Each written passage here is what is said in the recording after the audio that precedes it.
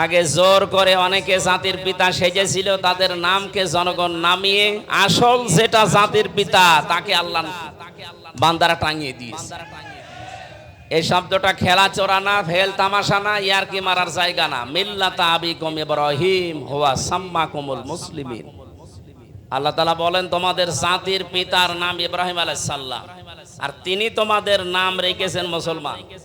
আমাদের নাম যে মুসলমান, এই নাম রাখা আমাদের বাবার। কার? কি পেলেন এখান থেকে? সূরা হজের ৭৮ নম্বর আয়াতের মাঝের অংশে আছে, খুব খেয়াল করে শুনে। বাবাদের 13টা দায়িত্ব আছে। সন্তান শুধু জন্ম দিলেই হয় না, অনেককে তো জন্ম দিয়ে চলে যাচ্ছে। ও কি ইহুদির সাথে বিয়ে করে না খ্রিস্টানের সাথে বিয়ে করে সে দেখা দেখি নেই। যে 13টা দায়িত্ব আছে বাবা জন্ম দেওয়ার পরে মায়ের, তার 13টার প্রথম নাম্বারে তার একটা সুন্দর অর্থবোধক নাম রাখা।